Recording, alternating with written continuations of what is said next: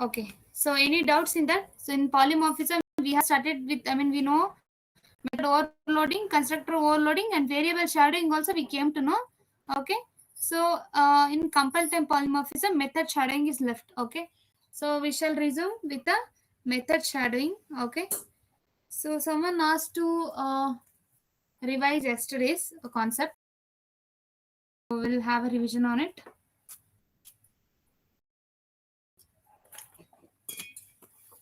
Okay. So yesterday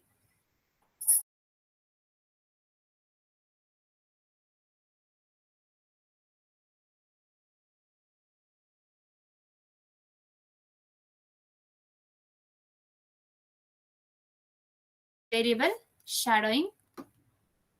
Yesterday also we have understood what is variable shadowing, and today also we'll come to know what is variable shadowing. Okay. So yesterday we started with polymorphism actually. So we started with polymorphism. One second. Okay, so we started with polymorphism in yesterday's class. Okay, so okay,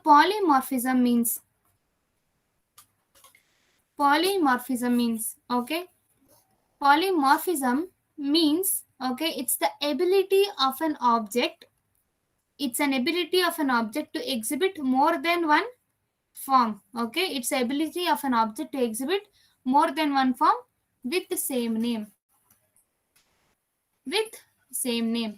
Ability of an object to exhibit more than one form with the same name is called as polymorphism. Okay, and in our Java currently in polymorphism we have two types. Okay, we have two types of polymorphism, that is compile time polymorphism and a runtime polymorphism. Okay, in a compile time polymorphism in a compile time polymorphism here, if the binding happens during compile time, and the same behavior is executed, and same behavior is executed and the same behavior is executed, so it is called as compile time polymorphism. Runtime polymorphism, binding is happening during runtime. Okay, and the same behavior is executed is called as runtime polymorphism. Okay, so you can achieve compile time polymorphism with the help of these three members, like these three ways, that is using method overloading, next constructor overloading,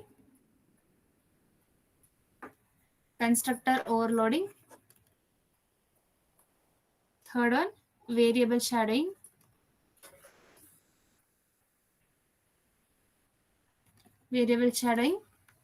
and fourth one is method shadowing. Okay, there is an operator overloading which is not supported in Java, so we will not study about it. So we have method overloading, constructor overloading, variable shadowing, and method shadowing. So we have learned about method overloading in a class. A method with same name, okay, more than one method with the same name with different formal arguments is called as method overloading.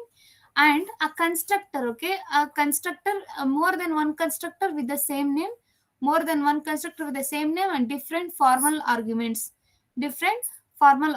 is called as constructor overloading.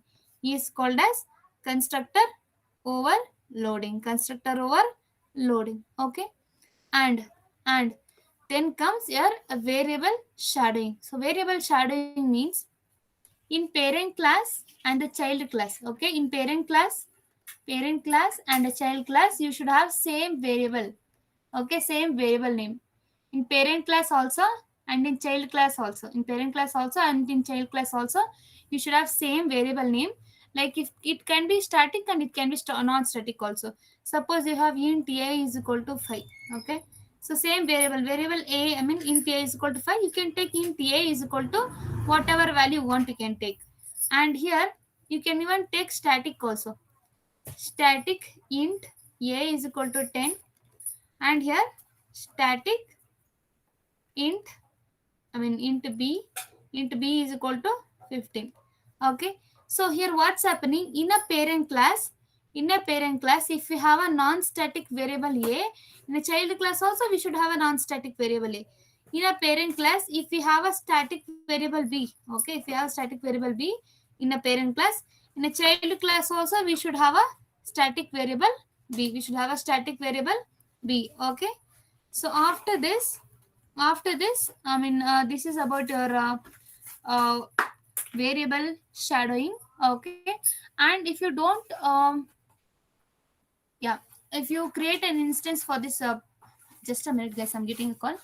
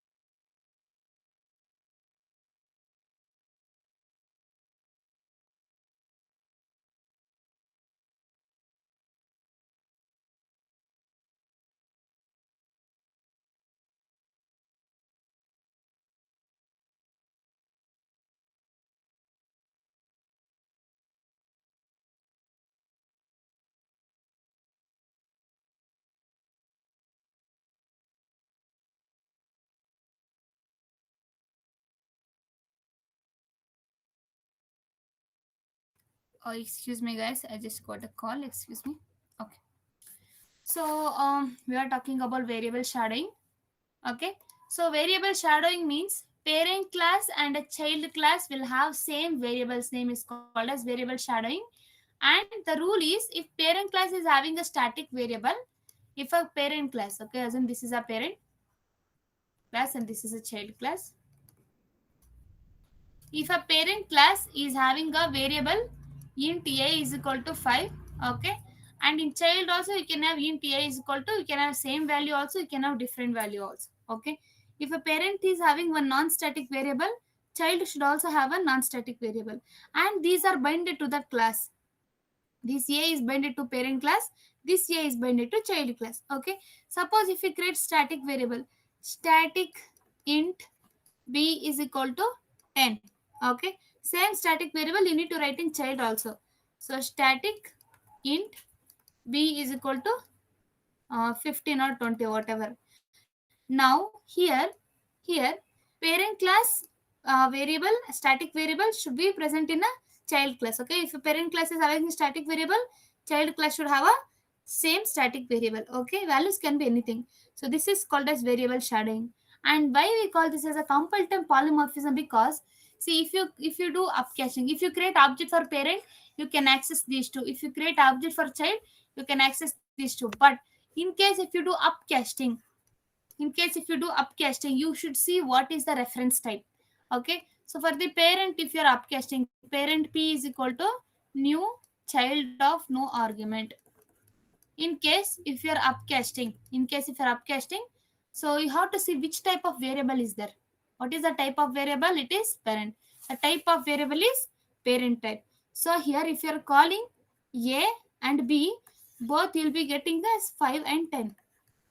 Yes, Sankit. You will be getting 5 and 10. Now, if you downcast to child type, so child C is equal to child of P. So what is this? This is downcasting. And you have to see the type of reference. You have to see the type of reference. If you call A and B here, so what will you be getting here? A and B, it's a 10 and 10 and 15. Okay. So why are we getting here? Though we are creating instance of a child here, and we are having instance of child here also, but here we have instance of child. But that return type, the type of return type is parent. Okay. The type of return type is, I mean, the data type of the variable P is parent, and data type of the variable C is child. Okay. So because of that only, Because of that only here it is a compile time polymorphism. This variable a and b got binded to this class. This a and b got binded to this child class. Okay, though if you change in runtime, like if you try to access variables, you will be getting from a specific classes only. If you have created a variable for parent p and using parent p reference, you are calling this values means a and b, you will be getting 5 and 10. Okay, and the reference type is child c. Okay, you'll be getting 10 and 15. You'll be getting 10 and 15. Okay, so this is about a variable shading. Okay, so hope you guys get it. Everybody understood what is variable shadowing? Did you guys get it?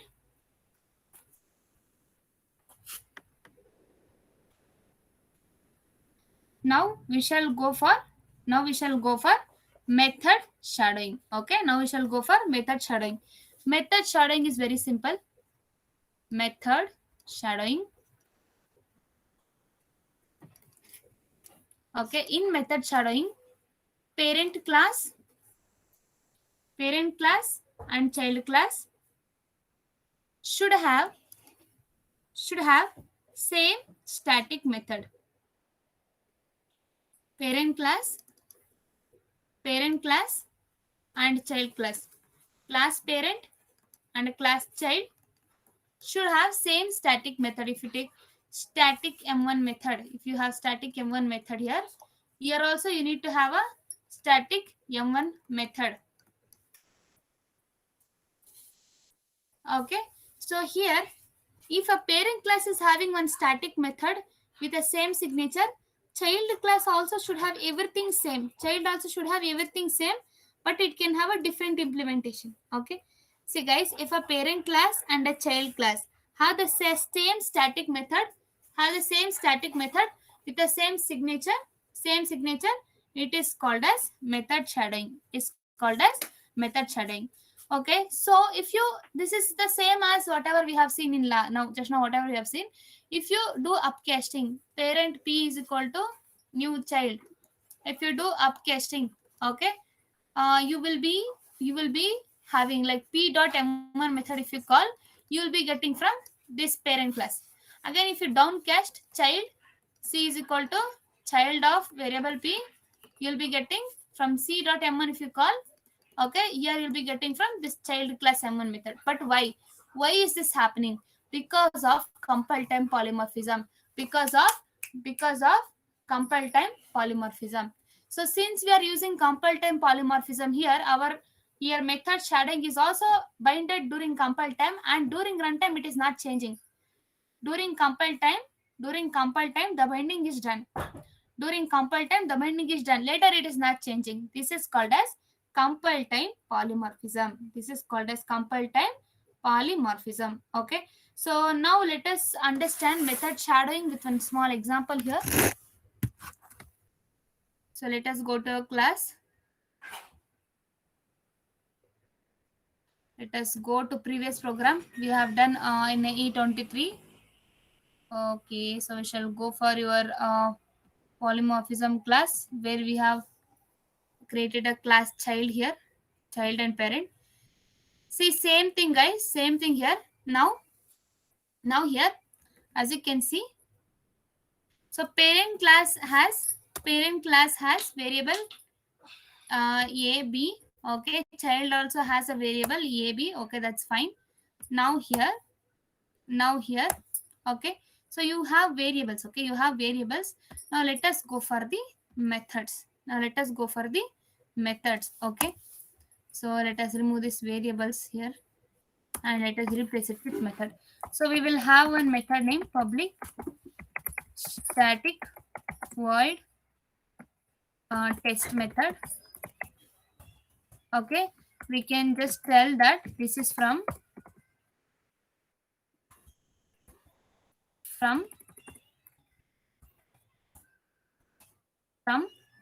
um, test method of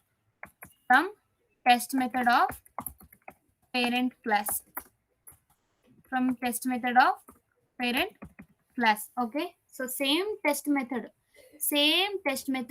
you can have in child class also. Same test method you can have in child class also. Okay, and so here once again, so here we have to change it from parent class, from test method of, I mean you have to change into child class. Okay, so what's happening here, parent class and child class is having same static method. Remember, static method, not non-static. No non-static, only static. If parent class, if parent class method and a child class method has same method signature. Okay, parent class static method and a child class static method has same method signature, then we can call this as a method shadowing. Then we can call this as a method shadowing. See, parent class also has everything same, okay, except the implementation.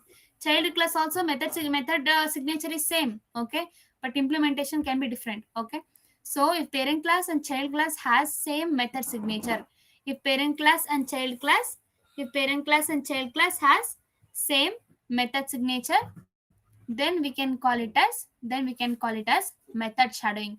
And why we include that in compile time polymorphism is because though you do upcast downcast, you will be able to access the same members with the object reference. Okay, so if you go for creating an object for parent, parent p is equal to new parent of no argument constructor. So p dot m1 method, I mean sorry, test method, p dot test method. So if you go for p dot test method, you will be getting from test method of parent class. If you go for p dot test method, you'll be getting, you'll be getting from test method of parent class. Okay, let me show you here. Are you getting from test method of parent class? Now let us go for object creation of child separately by child.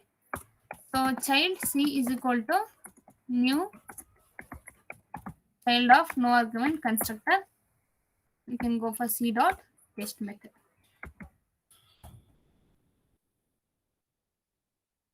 Now here, you will be getting the output that this from test method of child class.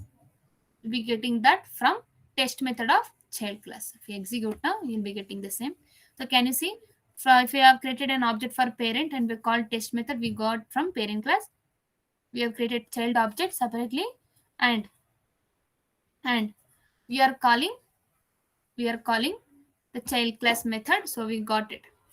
Child class, from the child class reference we are calling, so we got this test method. Okay, so here we can tell compile time polymorphism like this. See, suppose if you do upcasting, okay, so in upcasting what will be there? Usually p is equal to c. Already we have declared and initialized and declared here. So p is equal to c, parent reference variable p is equal to child instance variable, that is c. Okay, so this is also upcasting. But if you call p dot test method, now you guys tell me from where we'll get the output. Yes guys, tell me what is this p dot test method, what output you will be getting.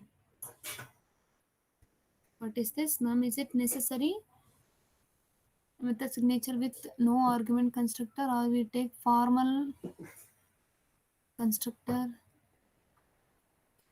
Is it necessary method signature with no argument constructor, or we have to take constructor? Who told you about constructor here? Parent class. Here, what is there? No, it's not mandatory to be no argument. You can have attributes. You can have attributes. Okay, you can have attributes. There is no rules that you don't have to have anything like empty constructor. No, you can have. But I'm just telling you about these methods. Okay, a parent class and child class should have same static method with same method signature. Okay, static method, same method with the same method signature. So if method signature is same, obviously everything will be same. with the same return type also. They have to be static. Okay, it can be void. And here after some JDK versions, here you can have a covariant return type. I'll tell you what it is. Okay, see, if a parent class created, object is created, p dot test method if you call, you'll be getting a method from parent class. And if you create an instance for child, and if you're calling c dot test method, you will be getting from the child class. And if you're upcasting, you have to see the what is the type of reference variable. Type of reference variable is a parent type. So from parent class only you'll be getting it. Yes, are getting from test method of parent class, from test method of parent class. Okay, now let us do downcasting also.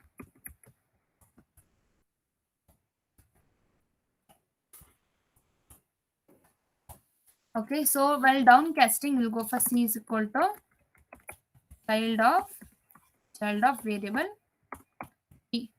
So c dot test method, c dot test method. So while we're downcasting, c is equal to child of p. Here we are downcasting. Okay, here we are downcasting, and when downcasting, here here we are going for c dot test method. You have to see which type of reference variable we have. We have child type of variable. So yes guys, yes Pooja, and yes test method of child class you'll be getting, are getting from test method of child class. Okay, so that's all about your method shadowing. That's all about your method shadowing. And in method shadowing, okay, parent class and child class methods can have a covariant return type, that is different return types. See, usually if you take int here, so you're taking int here, so it will throw an error here. What error it is throwing?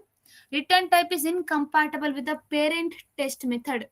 Return type is incompatible. Return type is incompatible with parent test method. Okay, so what's happening here is return type should be same. Return type should be same, but you can have covariant return type. Covariant return type means you can return objects. Like if you want to return a class, you can return a object of the class. Okay, you can return a null. Like for the parent, if there is no parent object, you can return null. No, so here you can have a covariant return type. Covariant return type means you can return the same object.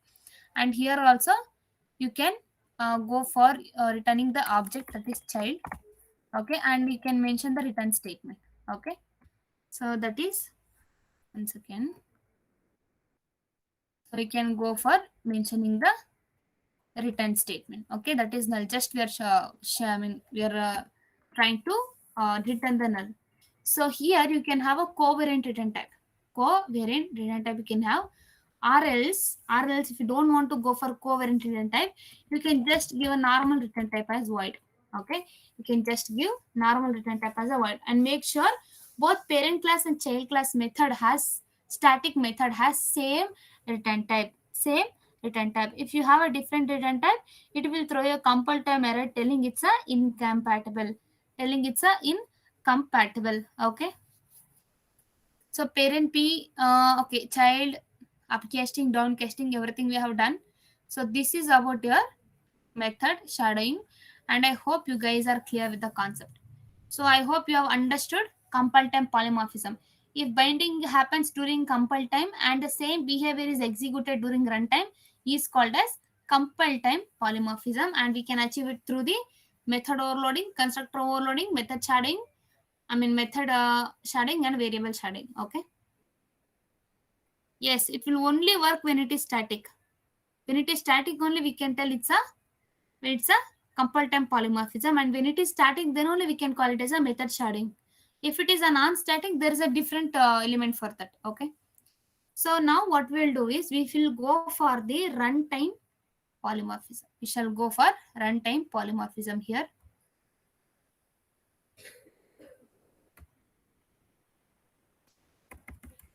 Okay, so runtime polymorphism, if binding is achieved during runtime, okay, if binding is achieved during runtime and the same behavior is executed, is called as runtime polymorphism. Is called as runtime polymorphism. Okay, if binding binding is achieved at the runtime, then obviously if it is achieved at runtime, same behavior will be executed. Okay, that is called as binding. So binding means if the, polymorphism, runtime polymorphism means if binding happens during runtime. Binding happens during runtime, then we can call it as a runtime polymorphism. And here, one more thing, your compile time polymorphism is also called as static polymorphism. Okay, you can also call this compile time polymorphism as a static polymorphism. Why?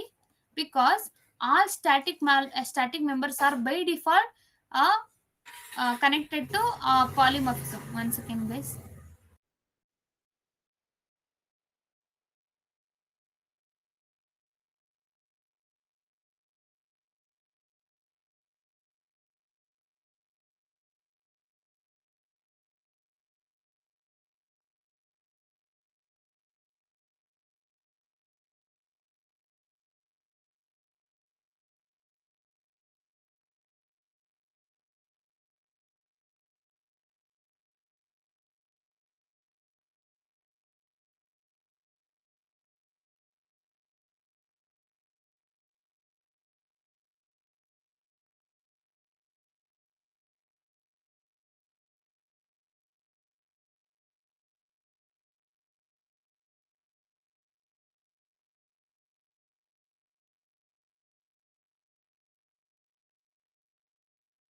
Excuse me, guys. There is some background noise. Excuse me. Okay. So we were talking about compile time polymorphism. So compile time polymorphism is also called as static polymorphism. Compile time polymorphism is also called as static polymorphism because the members of static are already binded to the class. Members of static are already binded to the class. So we call it as a static polymorphism. So we call it as a static polymorphism. Okay. And here we have come to runtime polymorphism. Runtime polymorphism means if the binding is achieved during runtime. If binding is achieved achieved during runtime, then it is called as runtime polymorphism because if binding is achieved during runtime, obviously the same behavior will be executed, same output they will get. So this is called as runtime polymorphism. And runtime polymorphism we can also, it is also known as a dynamic binding. Runtime polymorphism is also known as dynamic binding. And here the main thing is we can achieve runtime polymorphism with the help of method overriding. With the help of method overriding. Okay, so runtime polymorphism we can achieve it through method overriding. Through the method overriding we can easily achieve runtime polymorphism. Okay, so now let us understand what is method overriding. Let us understand what is method overriding and what are the rules to achieve method overriding. So now let us see. So method overriding,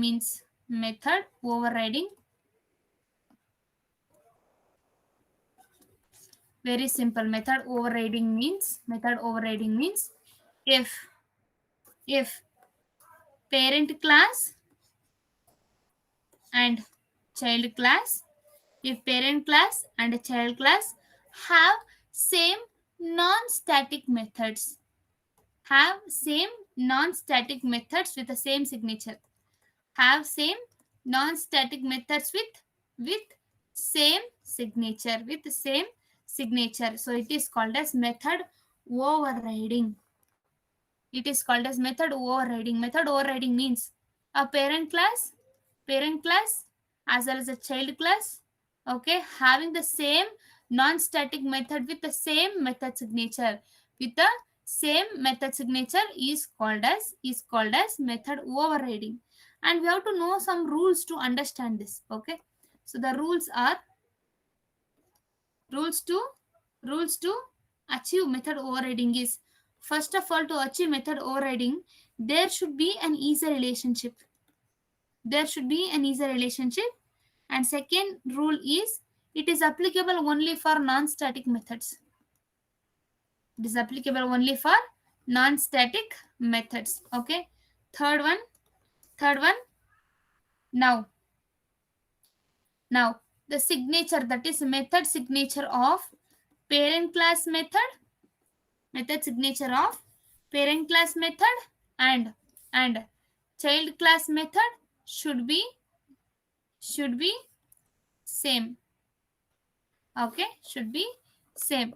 The method signature of parent class method and the child class method both should be same. Okay, and the return type, as we know, you can have a covariant return type here also. You can have a covariant return type, that is objects as a return type you can have. Okay, so you can have a covariant return type also, and these are the four rules you have to remember. Rule number one, there should be easy relationship between two classes. Rule number two, it is applicable, this method overriding is applicable only for non-static methods. And here, here method overriding of your method signature of your parent class parent class method and child class method should be same. Okay, the method signature of the parent class as well as a child class method should be the same, should be of same type. Implementation can be anything, but method signature of parent class as well as child class should be the same, it should be the same, then we can call it as a method overriding. Okay, so let us go for a program and understand what is method overriding. Through our through our method overriding, we'll understand what is runtime polymorphism also. Okay, here we go for. So let us create one. Okay, so 1 second. Let me take a just take a snap of this.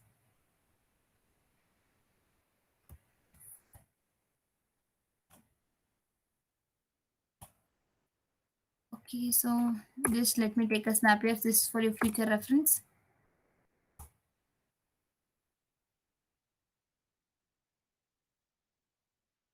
Okay, let us run the code.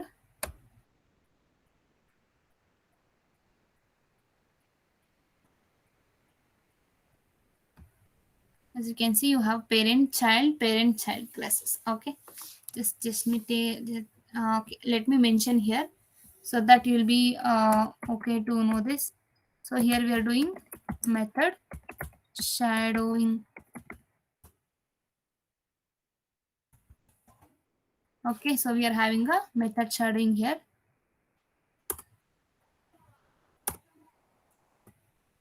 Okay, let us save this and we shall go for a snap.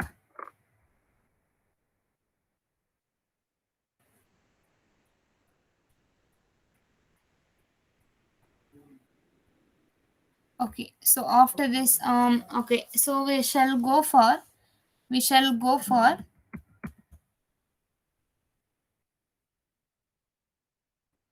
okay, so now we shall go for method overriding. Method overriding means parent class method, it should be a non-static method. Parent class should have a non-static method and child class also should have a non-static method. If parent class and child class, if parent class and child class have same non-static method with same method signature, if parent class and child class have same non-static method with the same method signature, is called as method overriding. Parent class method and a child class method signature, if it is matching, okay, then we can call it as a method overriding. So parent class should have one method with everything same and child should also have with everything same, it should also have a method with the same data. Okay, and here, so if you're creating an instance for the parent, p is equal to new parent. So when you're calling p dot test method here, when you're calling p dot test method, you have to see what is the RHS side. You have to see what is the RHS side. So in the RHS side here, you have an instance of parent. You have an instance of parent. Okay.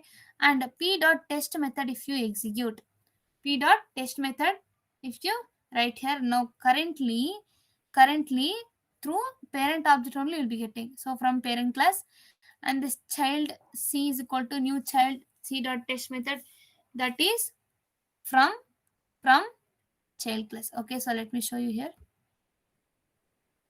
So since we are doing method sharding, method overriding, see here first from test method of parent class, obviously it is from the parent class, and next this child method. So we have completely created one object. We have completely created one object. So after we just create an object for child, here we are calling c dot test method, and we are able to execute this, and we are getting child. Okay, here, okay, we are getting a child class only. Now after upcasting, you have to see the RHS side of the expression. You have to see the RHS side.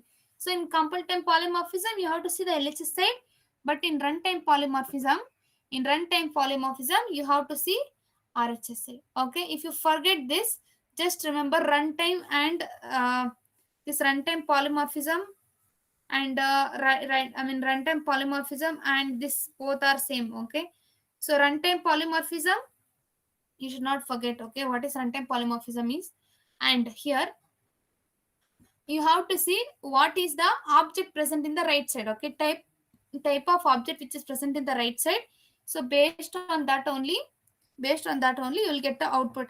See, though we have variable p in the line number 25, in the right line number 25, we have p is equal to c.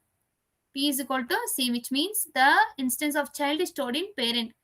But now, just because of the method overriding, here we will be getting the instance of child class. Here we will be getting the instance of and all the details of child class. Okay. So even after downcasting, you will be downcasting parent reference to child. You'll be downcasting parent reference to the class child. Parent reference to the class child. Okay. Now, so after downcasting you can just access the child members. Okay, so here first time parent will execute because RHS side instance of parent is there. Okay, so RHS side instance of parent is there. Okay, next you got executed with the child here. Why? Because here c dot test method, so you're calling child class member only. You're calling child class member, so easily you can get. But here in the upcasting, we are going for upcasting here, and p dot test method means you have to get from the variable p, but you are getting the elements from c, that is from the child class. From the child class, here we are accessing the member. Okay, so p dot c means p dot test method. If you're calling, obviously here it is upcasted, and runtime object is child. Here the runtime object is child, so you'll be getting same child data, child class data only. And here though we are typecasting here, so c dot test method means you will have to get uh, only the child data. Okay, you have to get only the child data. So child of variable p, child of variable p here. Okay, so you'll be getting from c dot test method. You have to see what is the LHS side here. Okay, so you have to see the what is LHS side, and you have to compare here whom you have here RHS side. So this is from child class, and here since we have converted just to child itself, so surely you'll be getting from child class. Here you got from parent class, here you got from child class directly, and here you got from child class because you have the variable c here. You have the variable c here, and only the child class members. Here currently who is the runtime object here, that is child c. So here since it is a runtime object currently now, so instance of c, that is child c object will be used. Okay, the child members only will be executed, parent will not execute. So after downcasting, parent reference is child converted to child. Okay, so parent will be converted to child now.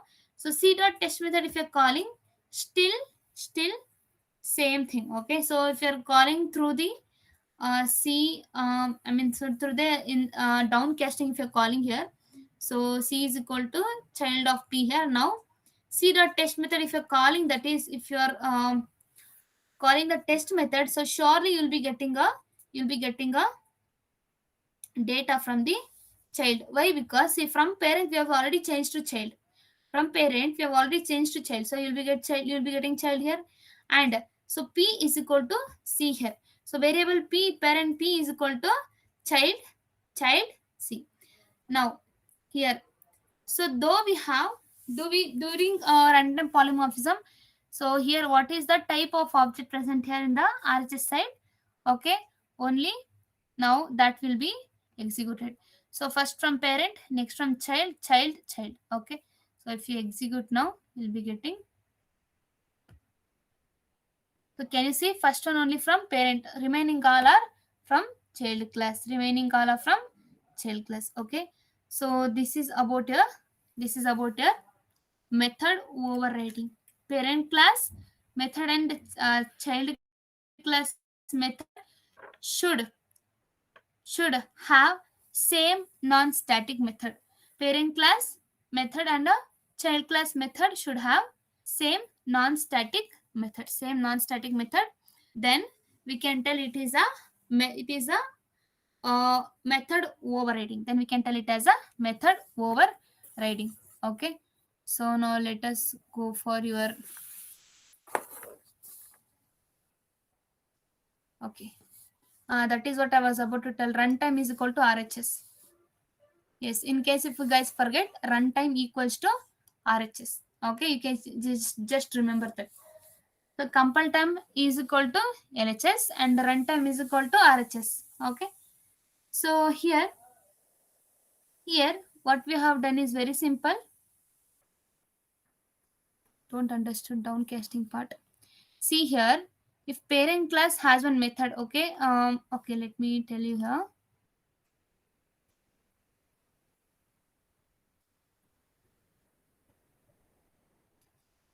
Okay, no problem. Just a minute. See here, everybody see the screen if you have not understood. Parent here, child here. Okay. Now suppose if we have a non-static method with just void m1. Okay. No problem. So next void m1. Now this is the system dot out dot println parent. Okay, you'll get to know now. So this is from child. So listen carefully, everyone. So now if you create an instance for parent, so parent P is equal to okay, let me write it here. Parent P is equal to new parent. Okay, of no argument constructor. So if you call P dot m1 method, okay, so you will be getting the output parent. And next, if you go for child, C is equal to new child of no argument constructor.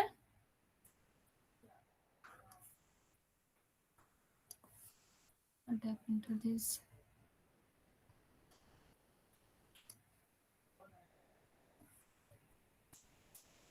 Okay, so here listen carefully, everyone. So here child class instance we are creating child C is equal to new child of no argument. So C dot m1 method if you're calling, you'll be getting getting the output from child. Okay, now do you have any confusions here? We have just created a non-static method, same non-static method name, that's it, but in different class we have created. Any doubts in this formula? This parent and child, any doubts you have here?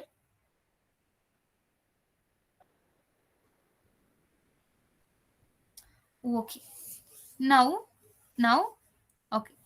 So guys, here what happens? So suppose assume you are doing a upcasting. Okay. Suppose assume you are doing upcasting here. Okay. When you are doing upcasting here, very simple. So P is equal to C. So all the details of child C will be will be accessed, converted to parent. Okay.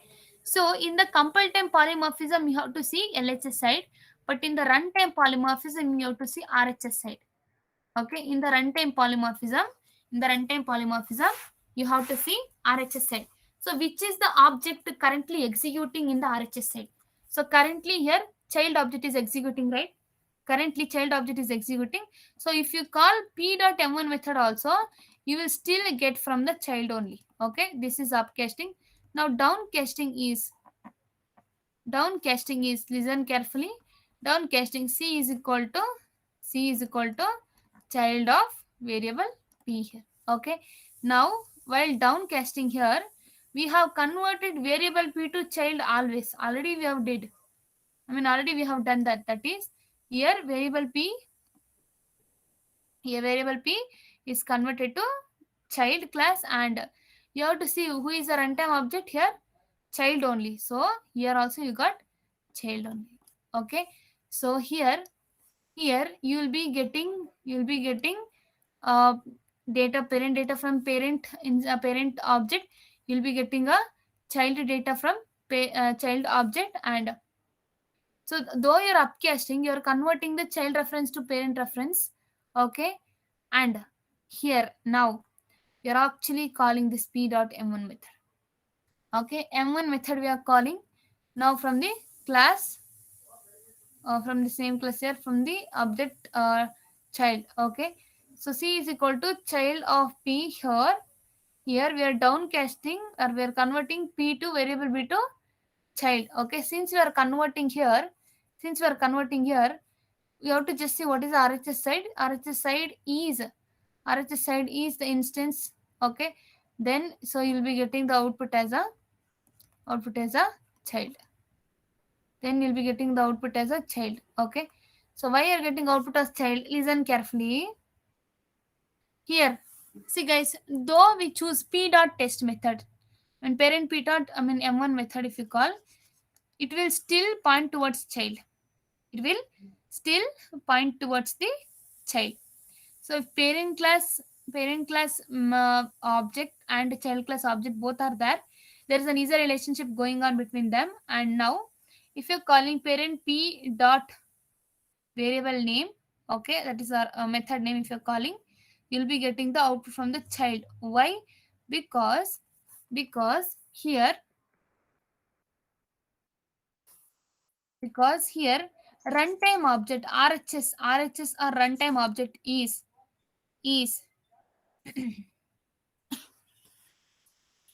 excuse me. So p is equal to c, that is RHS. So runtime object is a child, so you'll be getting the output from class child.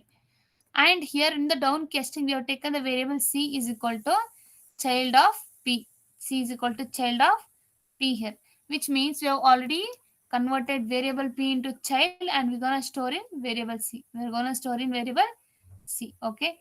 So why this method overriding? Though we are calling parent, it will come to child. Why it's happening? Because because see, you have to control goes to parent class m1 method only, but after seeing child class, so it will come to child class. Okay, it will come to child class.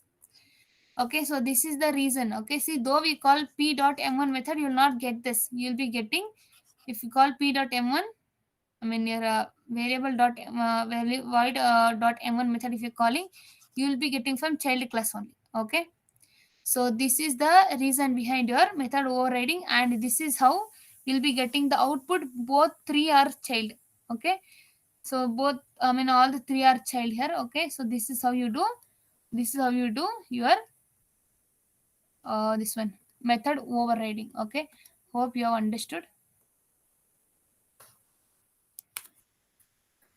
And did you guys get it? Just to see what is the runtime object. Okay, that's it. If you see what is runtime object, just you'll be getting the instance of that. If you see the runtime object, okay, runtime means what is on the RHS side. Runtime means what is in the RHS side, no? Okay, so whatever in the RHS side during runtime, that will execute, right? What is in the RHS side, that only will execute. Yes, Varshida, King Karen. Yes, guys, we'll resume back after the requirement announcement. Thank you, ma'am. Good evening, guys. This is Vashita from announcement team. Am I audible to everyone, guys?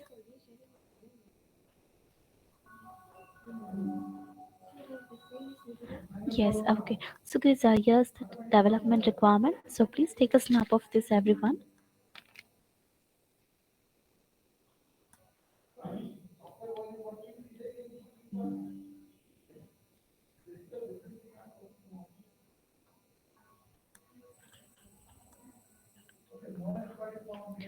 So make sure that after completing your class, you can go through once with this requirement. Make sure within 9:30 you have to register for the requirement, guys. Okay, or else it will be closed. The requirement will be closed. So before that, you have to register. So this is test and draw requirement. So it is for testing students, those who have completed manual testing, or if you're pursuing, or if you're started with that. So you can register in 10th, 12th, it should be 90 percentage. So if you have 90 percentage, so you can register for the requirement.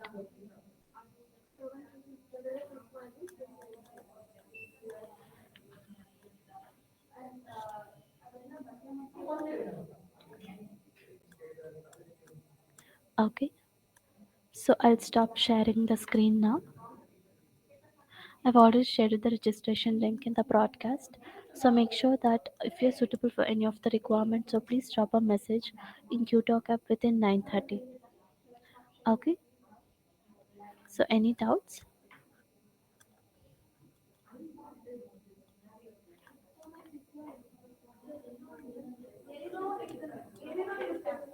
Any doubts regarding the requirement?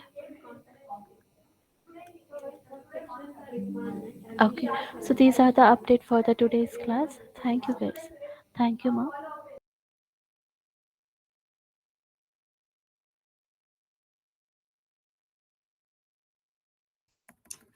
Okay, guys, we'll resume back. Once again, I will teach you. Listen very, very carefully. Okay.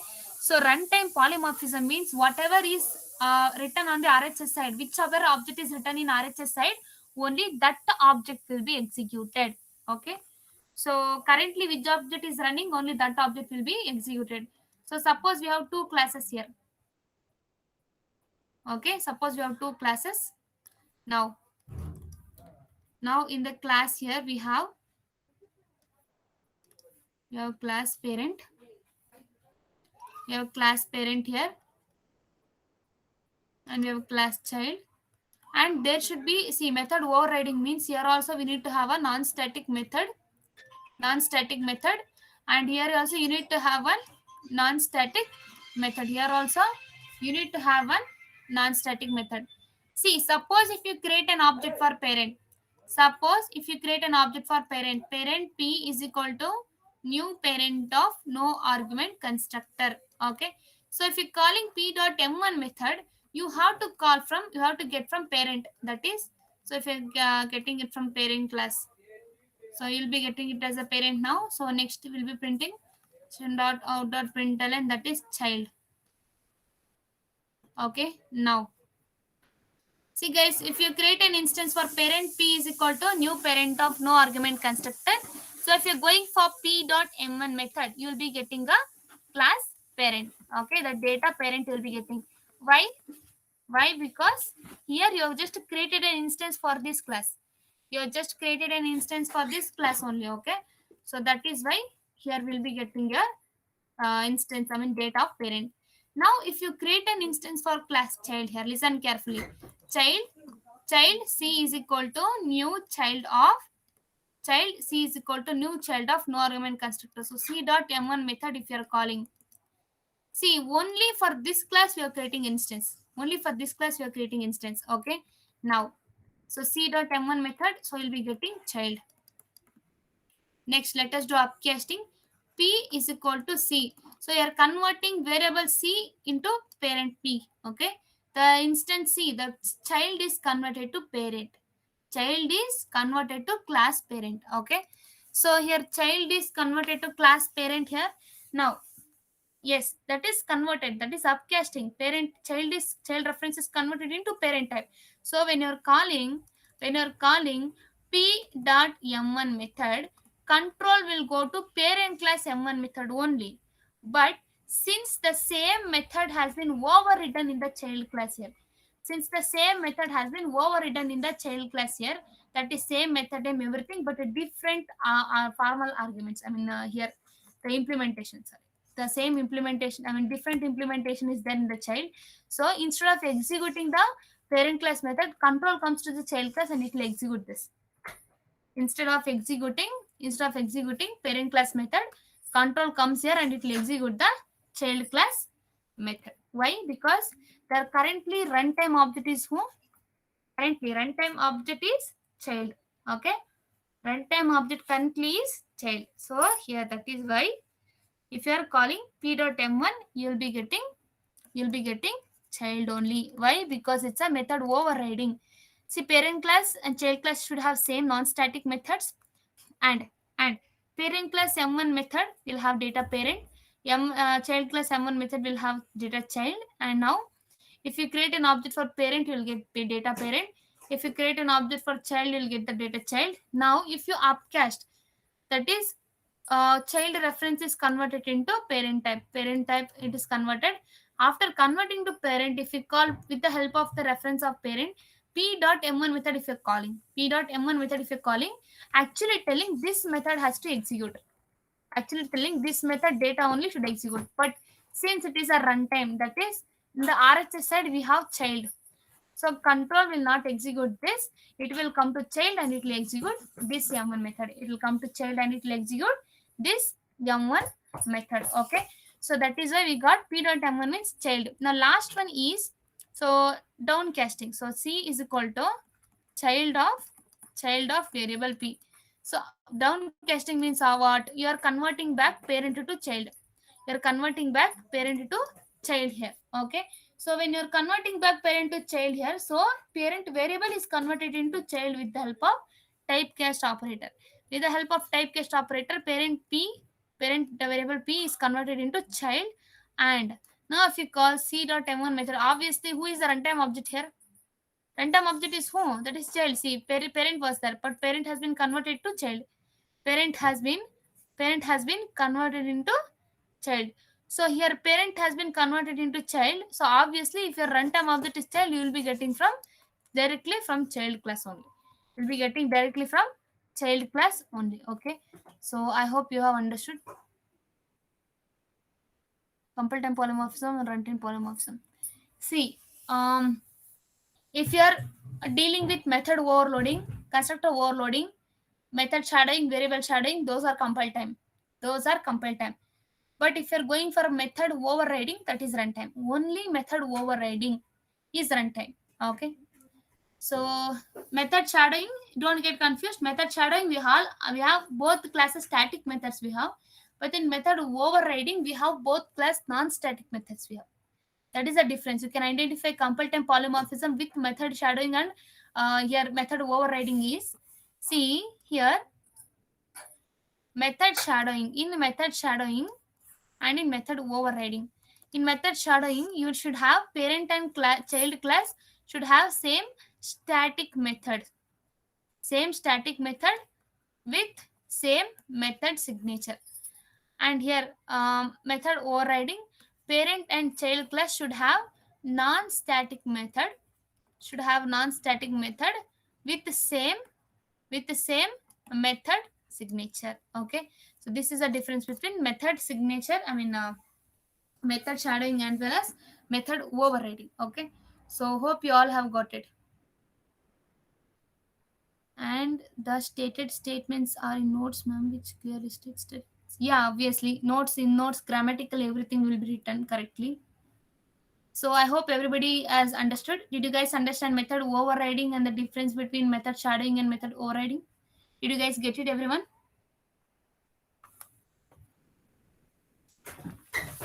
Okay, guys, that's good. Now let us, okay. See here, see parent class method only, no? We have parent class method and we are overriding in child class. See, we have to understand that parent class method only we are overriding in child class. See, it is inherited. Parent class method is already inherited. Parent class non-static is already inherited to child class. But if we have to know that we are changing the implementation. We have to know that we are changing implementation. To mention that we are changing implementation, we have to write the annotation at override. Okay, you have to write at override. So why you have to write the annotation at override is because The parent class non-static method only, you are changing the implementation in the child class. You are changing the implementation in the child class. That is, you are changing the data in the block. You are changing the data in the method block. Okay, so that is why we are telling it as a overriding. See, override is a symbol to indicate that parent class method is being implemented, or some of the different data has been given. Okay, so parent class method is inherited to child. Obviously we know there is an user relationship going on here, inheritance is going on. Now here now here so in a parent class, same parent class test method only, if you it will be inherited to child only. But if child decides, see, child has its own properties also. If child decides to not just to take the method like that, and if child decides that it wants to change the implementation of the parent method, if child feels like, if it wants to change the implementation of the parent method, we shall go for overriding. We'll go for overriding. And in the method test method, here we are already changed the data. We have already changed the data from test method of child class, from test method of child class. Okay, and in the main method here, we have just created an instance of parent. We call test method. You will surely get from the class test. Okay, test, I mean from the parent class. So here child we have created from child, on child class only you'll be getting. But since we are upcasting here, since we are upcasting here, so variable C has been upcasted to variable P. So though we have reference variable of parent type only, but runtime object is changed. RHS side you'll have runtime object, and the runtime object is a class child. Okay, I'm the child class. Okay, so since the runtime object is child, so if you call p dot test method also, child method data only will come. Okay, child class data only will come. So after downcasting, obviously after downcasting from parent to child, so you can go for, I mean you'll be able to access both child class members as well as parent class members also. Okay, so this is your method overriding. Okay, method overriding. So we can do one more example for this method overriding. So why it's so important to go to method overriding, now you will know. Okay, so guys, usually okay, you guys have told this earlier also. So assume you have WhatsApp now. Did you guys know what is the new feature in WhatsApp? Yes, Sanket, we're gonna do it. Can you tell me what is the new feature of your WhatsApp here? What is that one new? What is that update we got? New feature. Yes, editing. Now payment it's already there. Very new feature is within 5 minutes. Okay, whatever the message you have sent, you can edit it. Okay, whatever the message you can send, you can't fully remove it. I mean, if you remove, they'll get to know. You can delete it for self or for everyone. Okay, so here you can edit that. Whatever the data you have sent no to the groups or to the separate single messages, you can edit them till 15 minutes. After 15 minutes it will become normal. Okay, so this is like it's a temporarily stored in one buffer for 15 minutes. After that it will be given. Okay, I mean usually after we send a message it will go, we can edit it. Okay, until 15 minutes only. Now yeah, that's a WhatsApp, this one update we are taking. We don't know, see, what if message read by people. Yeah, if they have read, they will also read the message which has been changed. So WhatsApp people, they will have some tricks and tags. So they have to they will I think I have not updated it, but in case if you guys are using, it might be in this way. So if you are using it, you have sent something, but within 15 minutes you have to change it. You can go and change it. So whatever the opposite, whoever to destination, to which destination you are sending message, you have already sent, whatever the message is changed, I mean whatever the changed message is there, they might get notification that the message has been changed or message has been updated. They might get a notification or they might not get a notification also. This is the problem. So that is why they are given only 15 minutes of time. So maximum it will take half an hour for a person if you are not seeing message. It see nowadays everybody has mobile phones, so minimum 15 minutes has been given. In future it might extend. So okay, so that is why so the extra feature what we got is your that is edit the message option. So when you got edit message option, you guys tell me, did you lose the old features? When you got a new version of WhatsApp, did you lose the old features? No, right? Yes. So we will not lose old features, but we'll be adding new features. We'll be updating the same features and same see send message in the send message method only, in the send part only we have edited it. I mean the WhatsApp people who are us working in WhatsApp server, they have, I mean developers have changed it. So what does it mean is here if you're updating, you have to inherit all the elements from the old, okay, old version.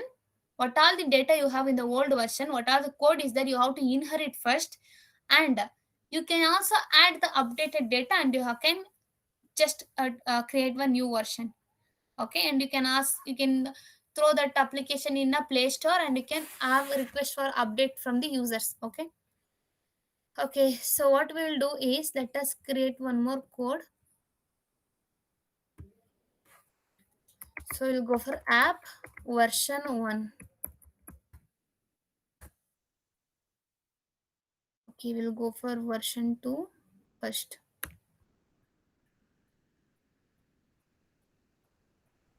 Okay, so above we'll create version 1.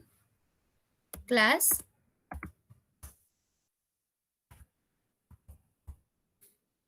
app version 1.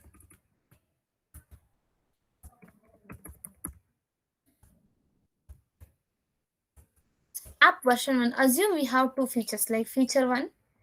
Okay, we'll go for public method. We'll go for a non-static method. Public void feature 1. So feature 1 if you're taking here, so this is the oldest feature. Okay, if you don't want to mention it specifically, you can just tell this is the oldest feature. You can just tell this app version 1. Obviously it's a version 1. The data will be, I mean whatever the elements will be the oldest. Okay, so feature 1 has the oldest code or oldest memory of an object and application. So in the feature, in the app version 2, see it will extend, that means it will inherit app version 1, because it has to use the methods of app version 1. App version 2 has to use the members of app version 1. So that is why we are app version 2 is extending or inheriting app version 1. So while we're inheriting, see we have one non-static method. So while inheriting, we can change that to a method overriding. Just you have to go for at the rate annotation override method. Okay, now here we can take the same feature 1 method. Okay, same feature 1 method we can take, and here you can tell it as a newest. Okay, or you can just tell new feature added.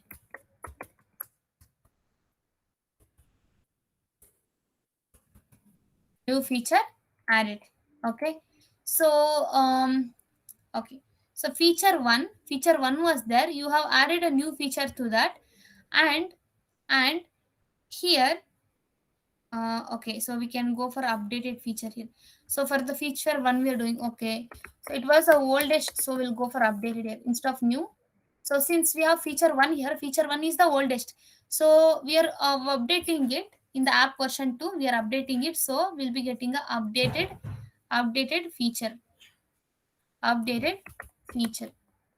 Okay, and here now currently, okay, see not only the updated feature will come, not only one feature will come in a application, in a release. Okay, in a software release there will be so many changes. Okay, there will be so many changes in the software, and in the feature 1, earlier feature 1 was the oldest feature. Feature 1 was the oldest feature. Okay, but now once the app got updated, that means it has been created and it is inheriting app version 1. It is inheriting the data of app version 1, and we are overriding feature 1 because we will be getting the updated features. We will be getting updated features. Okay, and here in case if you want to add some extra new features, you can add here.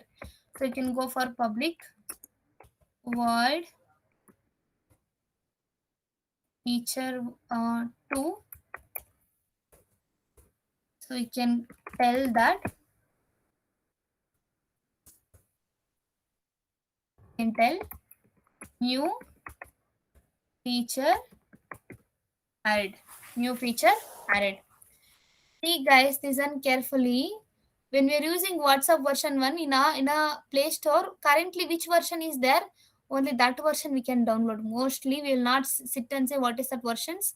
If here, see here in the app version 1, we are having one feature 1 with the oldest feature.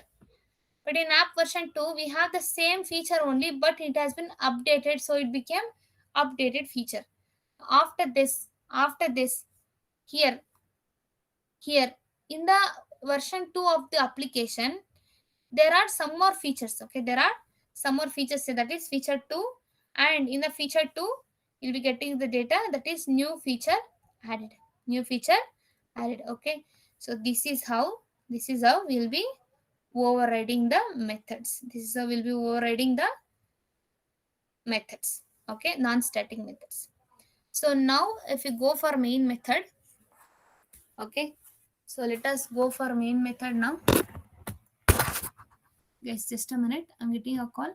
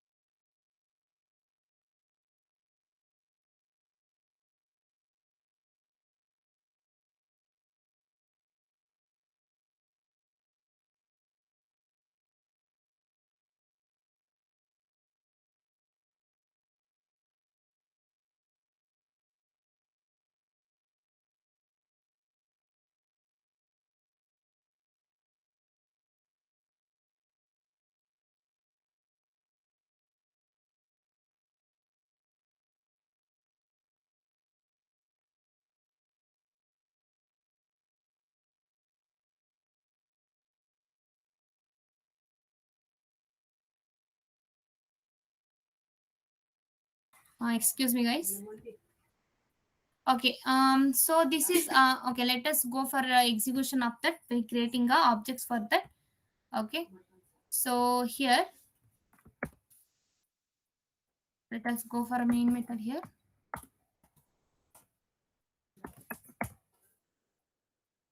So in the main method, if you create an instance for app version 1, I mean first let us create an object for app version 1. App version 1 v1 is equal to new app version 1 of no argument constructor.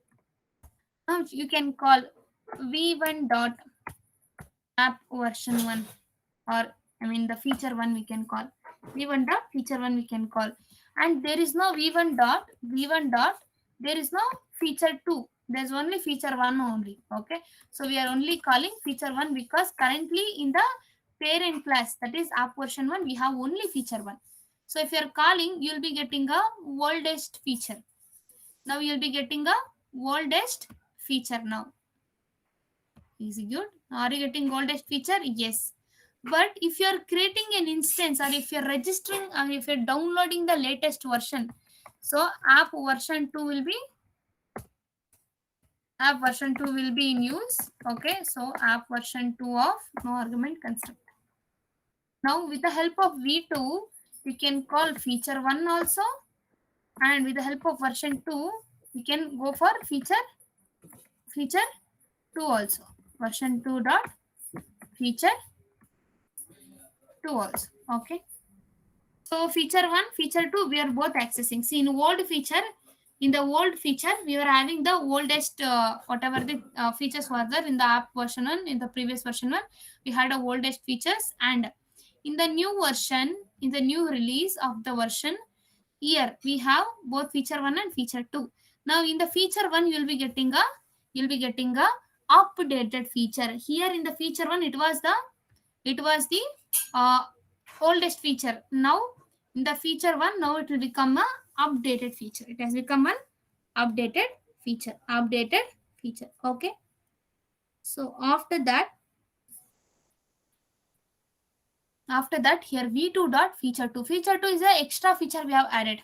Okay, v2 dot feature 2 is a extra feature we have added. So here you have to get the oldest feature, and here you have to get the updated feature and the new feature. Okay, new feature. So if you execute now we'll be getting it.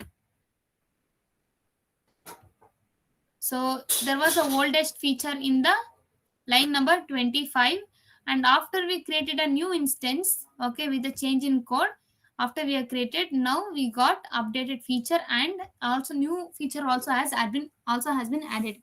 New feature also has been added here. Okay, so we have old feature, updated feature, and a new feature. Okay, so this is about your normal object creations. Now let us go for upcasting. So v1 is equal to v2. Now you guys will answer the question now. So if you're calling v1 dot feature 1, what will be the answer? v1 dot feature 1. v1 dot feature 1, what will be the answer?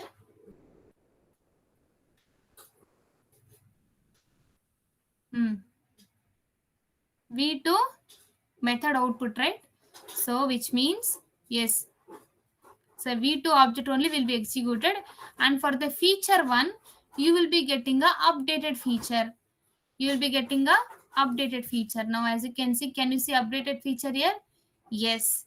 So here after upcasting also, if you're calling feature 1, it will be updated feature only you'll be getting. Okay, so this is about upcasting. Now let us go for downcasting here.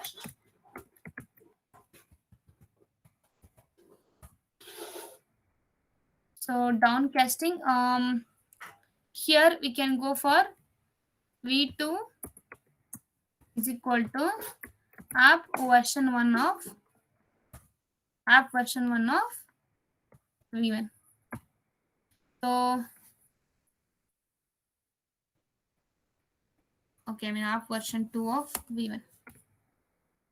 So here when you're downcasting, okay, when you're downcasting, v2 is equal to app version 2 of v1. So we're downcasting here, we're converting version, I mean parent reference to child. Okay, and we are storing in child variable. Now if you call v2 dot feature 1, and when you call v2 dot feature 2,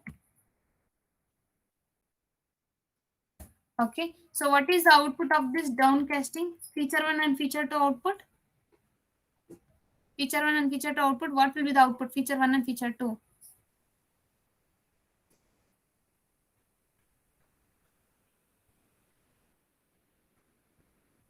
Feature 2 you will be getting, that is a new added feature. What is that? v2 dot feature 1, v2 dot feature 2. Obviously you have to go through v2 only, no?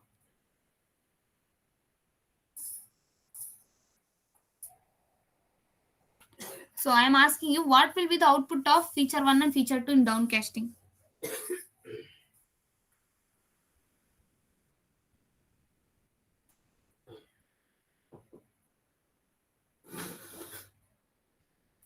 Okay, and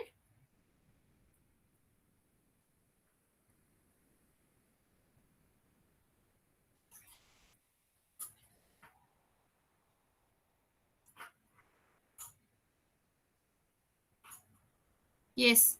For the feature 1, you will be getting a updated feature, and for the feature 2, you will be getting newly added feature. Okay. So this is about your excuse me. So this is about your method overriding. This is about a method overriding. I hope everybody has understood. Yes, guys, everybody got it?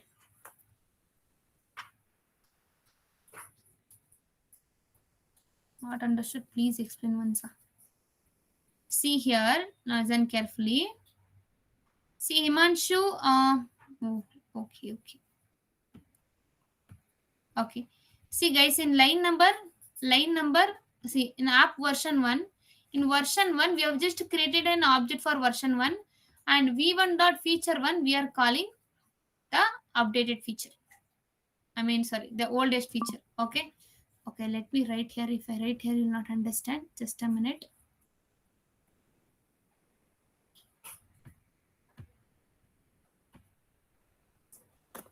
So that is why you need to have full concentration here. Okay. And yes. And I hope you guys are doing the homeworks properly. Okay. Daily homework is okay. If possible, write the notes and do the programs. That is your daily homework always. So now let us go for your parent class and child class. Parent class and child class.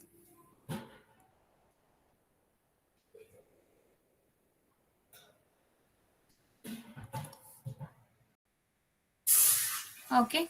So here we have app version 1,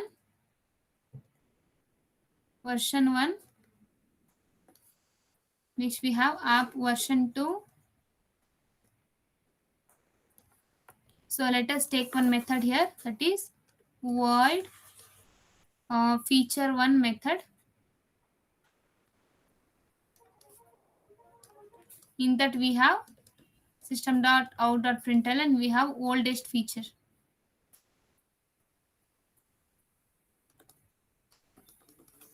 In app version 2, we'll have same feature. We will take it, that is void feature 1. Here in the child class it will be updated. So instead of oldest feature, we'll be going for updated feature. Updated feature. Okay, and we can add one more feature, that is feature 2, which is an additional feature here in the child class. Feature 2, system.out.println of new feature added, or you can just tell new feature.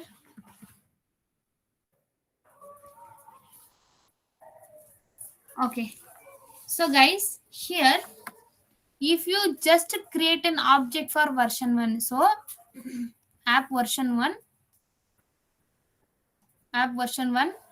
v1 is equal to new app version 1 of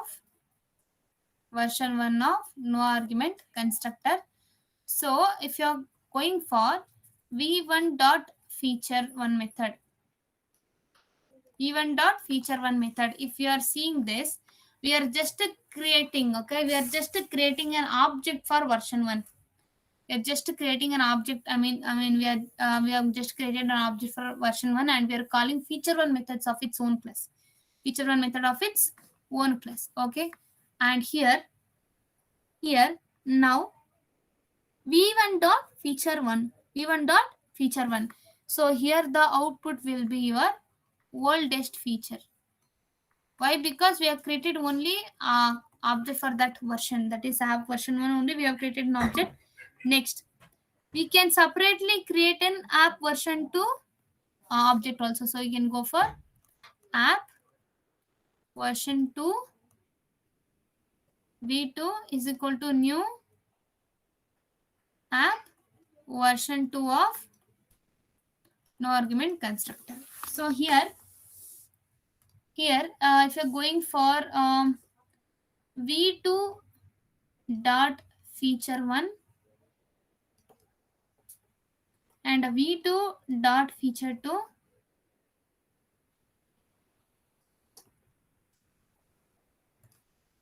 here, since we have created an object only for this app version 2, since we have created an object only for this app version 2, here we for the feature 1. So v2 dot feature 1, you'll be getting it as a updated feature. Updated feature, and the v2 method, just it was just getting a new feature. Okay, this is about app version 2. Now if you're doing upcasting, okay, now if you're doing upcasting, so let me write it here, upcasting. So when you're doing upcasting here, listen carefully, that is v1 is equal to v2. So parent, I mean child address will be stored in parents. Okay, child address also will be converted into child address will be converted into parent parent type. Child is converted to parent type. That is what will happen in a type casting. Okay, now v1 is equal to v2. So when you're calling v1 dot feature 1 method, feature 1 method. So when you're calling v1 dot feature 1 method, you are getting the output, that is your uh, updated feature. You're getting a updated feature. Why? Because see, you have to see who is a runtime object. Runtime object is from version 2. So you have to go for the output right away. Okay. So this is about our upcasting. Now if you do downcasting here, downcasting. So while you're doing downcasting here, okay, you can go for here. So v2 is equal to app version 2 of no argument construct. Okay, so app version 2, um app version 2, okay, once again, I'm sorry, yeah, app version 2 is equal to, here we are using typecast operator and we are taking v1. So we are converting parent type reference to a child type. We are converting parent type reference to a child type.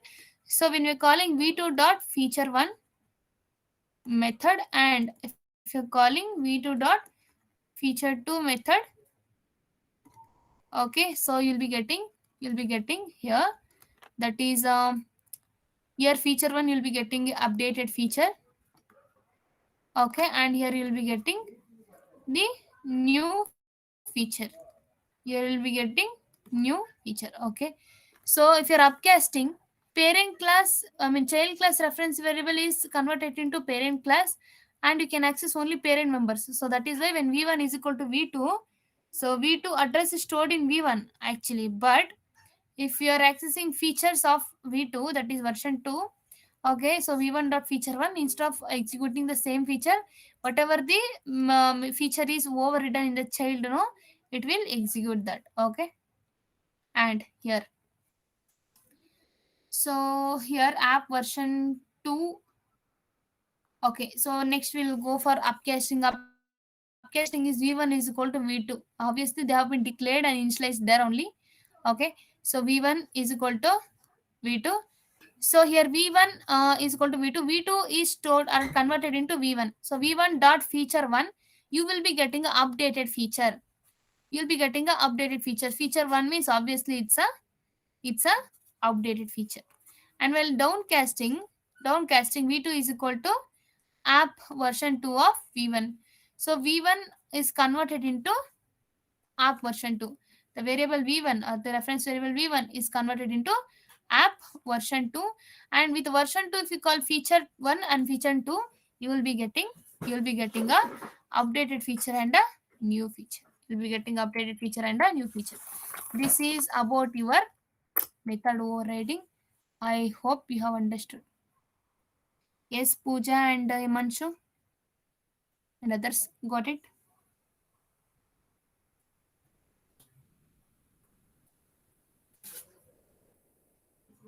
What about you, Himanshu? Hello, Yes, Himanshu, tell me. ma'am. In downcast, in downcasting, there is a V1 in right hand side. So why we Yeah. why we go for child class? See, child class. See, that is what, no. See, V1 is converted into V2. V1 is converted into V2 here. That is obviously it is child only, no. When you are converting parent reference into child, obviously you will be accessing child members only. Runtime object is child only, right? That is why we have to go for version 2. Got it? Ma'am, but in upcasting we are we were converted child class into parent class. In Uh, upcasting also we take See V2 here. features, no? Don't get confused. Don't get confused. Listen here. Here, child we are converting to parent. That is upcasting. Okay. If you see in Yes. design here, child will be converting to parent. That is upcasting. Parent to child will convert. That is downcasting. So Mhm. app version 1, we have the parent reference v1, that is what we have taken here, v1. Okay, and we have to use typecast operator to convert into version 2, that is to child. So now parent is converted to version 2, that is child. So here you need to write the typecast operator, without that it will not get converted. This is downcasting, compiler will not do it by default. We have to do it as a programmer, we have to do it by ourselves with the help of typecast operator. So parent reference v1 is converted to child object. Okay, it will convert, it is converted to child, and obviously if you call v2 dot feature 1 feature 2, you will be getting the child members only. You'll be getting child members only. You have to use a typecast operator to convert parent reference into a child. Okay, got it. Yes, ma'am. Okay, I'm clear, ma'am.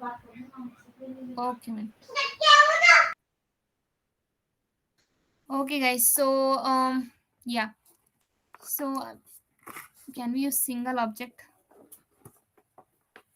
Single object, single object means you'll be creating only single class. What you'll do with single class? Single object we can create, but if you want to use it here, you need a parent and child. Then only we can do all those things. Parent and child classes we need. Then only we can do upcasting, downcasting, type conversion. Then only we can do. With one class we can't do anything. Maybe we can do primitive typecasting, but we can't do non-primitive typecasting. That is upcasting, downcasting. Minimum two classes you need. That is parent class and one child class. Okay. So I hope you guys have understood. Any doubts till here? Anywhere, any doubts you guys have in polymorphism?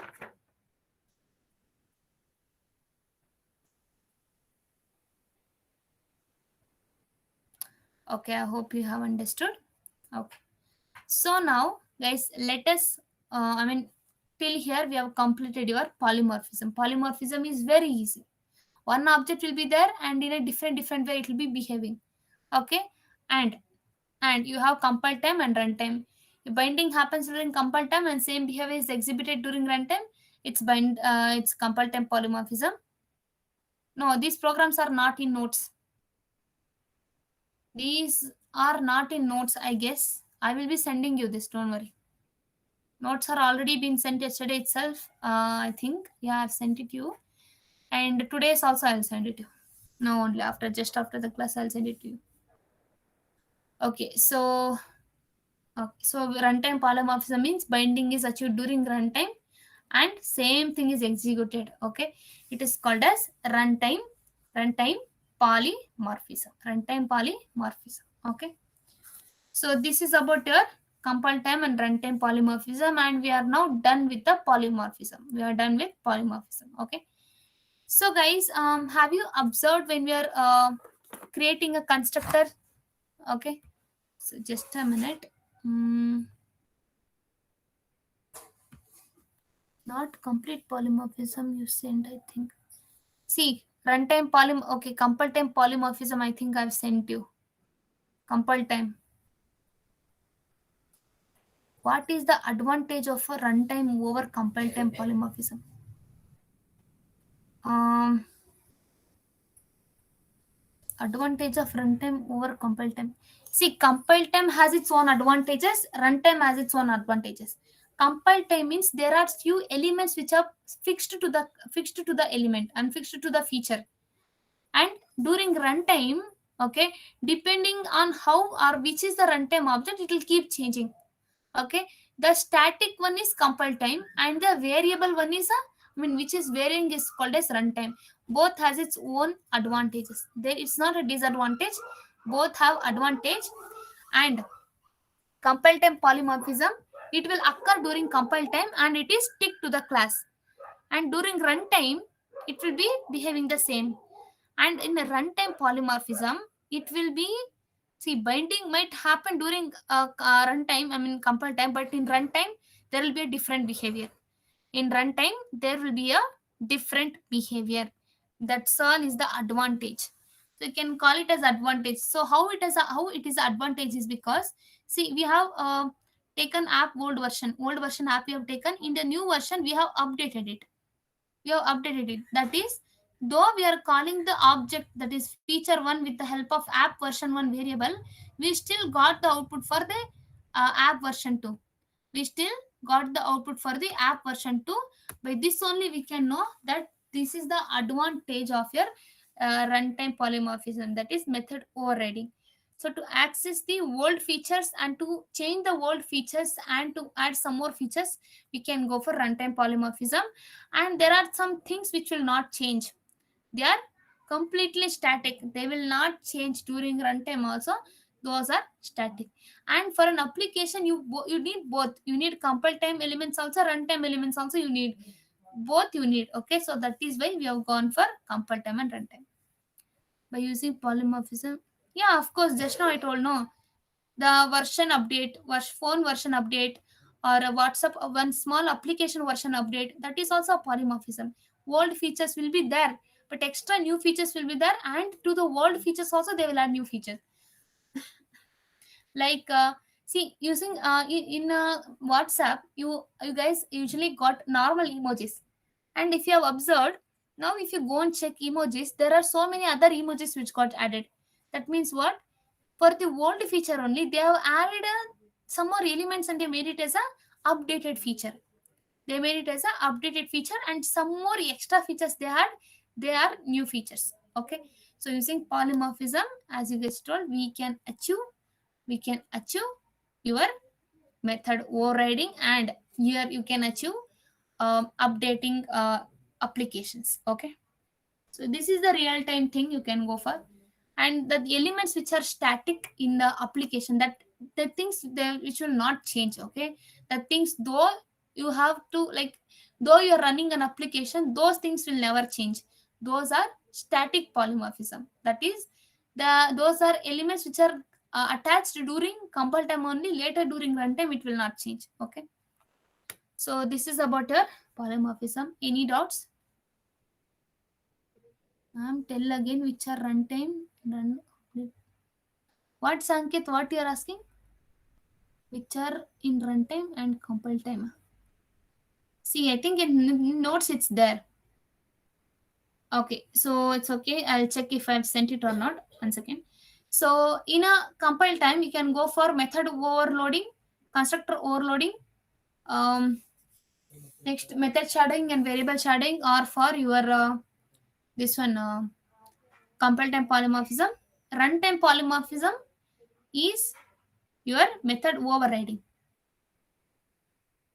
Means method overloading is in compile time, like that.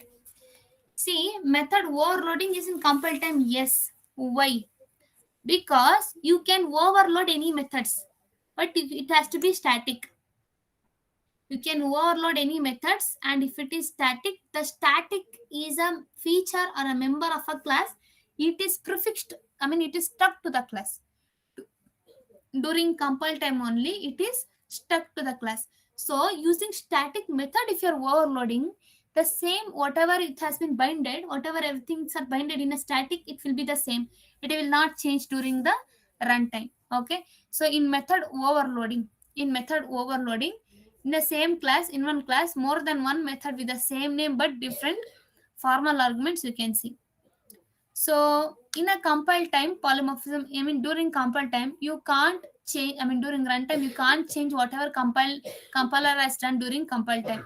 So in runtime it will not be changed, whatever method overriding has happened, and some methods might call the static methods and it might have been initialized. Those things will not change. Whatever happened during compile time, if it is not changing during runtime and same behavior is executed, it is called as compile time polymorphism. And one of such element is overloading, method overloading, constructor overloading. Okay, method sharding and variable sharding, these things happen during compile time and they still exhibit the same thing during runtime also. So these four are included in a compile time polymorphism. In runtime polymorphism, why we have taken method overriding only is because this is the reason you get to understand so many things. Okay, and in runtime polymorphism we have only one element in our Java currently, that is method overriding. We have method overriding. Method overriding is faster. We can't decide that yet. We can't decide that because it depends on the number of threads and whatever the speed of application. It depends on that. We can't tell which is faster. Both are faster only. Execution, how much time it will take? Now, if we execute, how much time it will give output? Within milliseconds, it will give the output. So fast doesn't matter here. And in case regarding fastness, you have to see means you have to go for your advanced, I mean your multi-threading classes, the part 3 classes which will be teaching now. Okay, you will be getting to know how you can make one object execute faster and one object execute slower. Okay, so by default how it will happen also I'll tell you, okay, in upcoming classes. See, covariant means different type of return type. I mean in comparison of overloading, what is this? uh, that is what, no, overloading and overriding. No, we can't tell that. Currently, we can't tell. Even most of the many developers, 99% doesn't know which is executing faster. But in a overloading only, see, so many method call statements will be there, and you will have to create so many method call statement to call those methods. So you don't know, and we don't know what is the time of execution it will take in compile time also as well as in runtime also.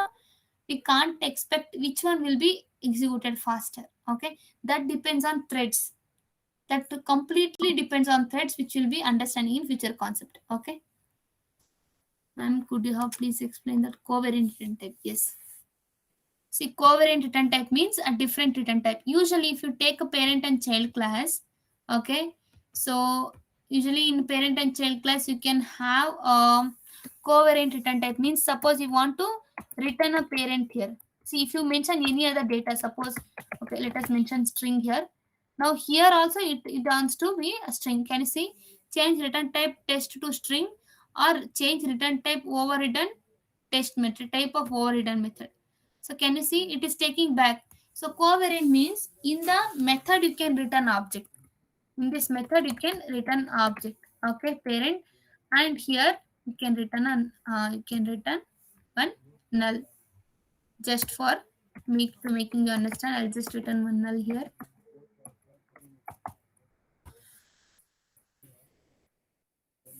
And child class can have this child return type. So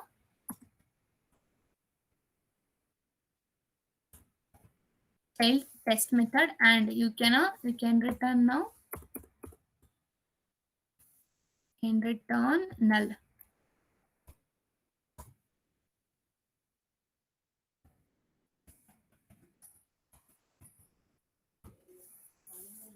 Okay, so parent class and child class. Now here we have a covariant return type.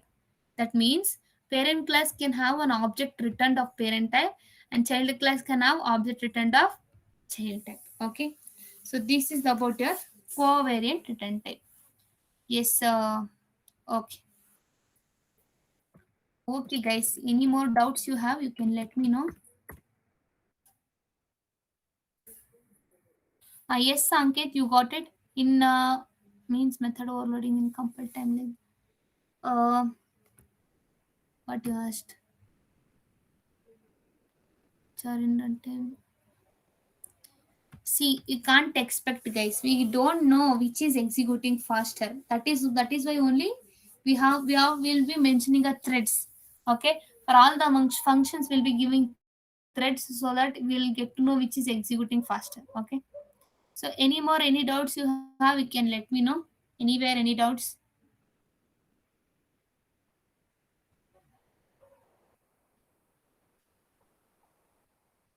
If we don't write overriding in method, what will happen? See, this is the extra, okay? This is for extra validation. If you remove this also, nothing will happen. If you remove this also, nothing will happen, okay? Code will work normal only. For us to know and for compiler to give extra importance for this, we'll just give an annotation, had to override. That annotation doesn't play major role. It is just for us to understand, okay? You can have it without annotation also. Yes, send portion along with today's notes. Okay. Sure. Today's notes I'll send, then I'll go for portions, okay? Yes, anything else, guys? Okay, in case if you don't have any, shall we go for a Q&A session? Whatever we have done yesterday, before that and all. So, okay. Can anyone tell me what is inheritance? Can anyone tell me what is inheritance?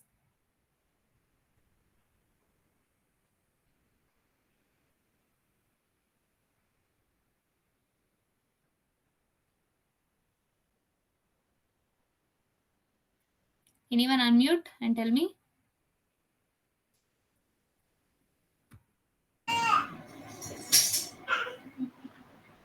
Yes, Himanshu? Hello, Yes, Himanshu, tell me. ma'am. When child class inherit all the properties of parent class, is called uh, inheritance. Okay.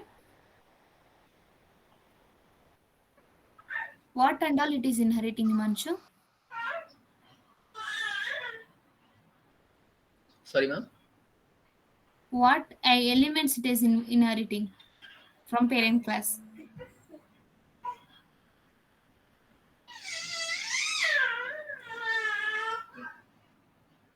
Yes, Himanshu, what are being inherited to, I mean, from parent class to child class, what are being inherited? What All the elements are being inherited? properties of parents class.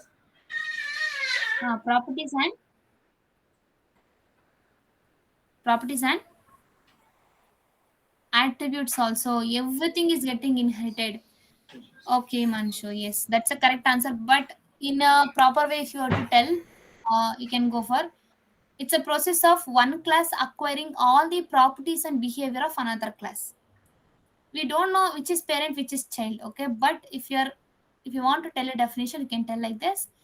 So it's a process of one class acquiring all the properties and behavior of another class. So that is called as inheritance. Okay, Okay, Manchu. Yeah, that's correct only, but you can tell in this way also. sure. Okay, now can anyone tell me which two elements are not inherited during compile time? I mean, sorry, during inheritance. What are the two members which are not inherited? Yes, Samiksha. Mm. Hello, ma'am. Hello, ma'am. Yes, Samiksha, tell me. Yes, ma'am. Ma'am, private and constructors are not inherited. Otherwise, everything is inherited. Okay, Samiksha. Now my question is why private members are not inherited? Ma'am, because private is a keyword, and we cannot actually private is used to for data hiding. It is used, so that's why we cannot inherit it. Okay, for data hiding we usually use it, but why precisely? Why from one class to another class only we can't use? Why precisely?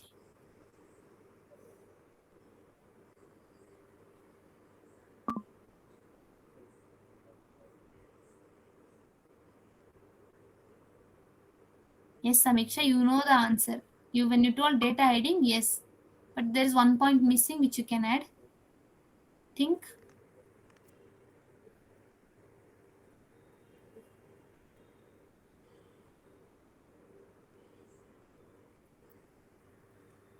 That is because private members are only bounded within the class. Okay, private members for a variable name, for a method name, for initializer, for a constructor, you can give a private. Okay, the private members are only bounded or only present within the class, and they are not visible outside the class. They are not visible, not accessible, not visible also. No, Samiksha, you're not audible. No, you're not audible. Okay, guys, that's it for today, and I'll see you guys in tomorrow's class. Okay, have nicely. Okay, later I'll send your notes and portions. Okay, okay, guys, that's it for today. Have a great day. And one more thing, wait. Monday. Okay, so mock test we will take. We'll take surely. Uh, guys, when is Ganesha Chaturthi? Will you celebrate on Monday or will you celebrate on Tuesday? Guys, wait a second. Monday or Tuesday, guys gonna celebrate it? Tuesday, Monday on 19th. Okay, but you guys are getting a holiday on Monday. Okay, so Sunday, Monday, 2 days you are getting holidays. Maharashtra Tuesday, yeah. Okay, maybe here also it's on Monday itself, maybe. So I've seen, but it's Tuesday actually telling. In Tuesday it is. Okay, but here they have given holiday on Monday, so you guys can have an enjoying festival. Sunday, Monday you can have. Just tomorrow properly come attend a class. Okay, so 2 days you'll get leave. Make sure you're not wasting time. Yo, yes, Lipsa, I will send. Okay, don't worry, I'll send. Monday there will be no class. Holiday means what? Pa? No class. Monday means Monday, Sunday, no class will be there. Okay, so you can have an enjoying 2 days. Okay, okay. So portions and your today's portions I will send you through your syllabus and portions. Okay, and later I'll send you. Currently I have some work. Okay, so I'll send you later. Okay, guys, take care. Bye bye.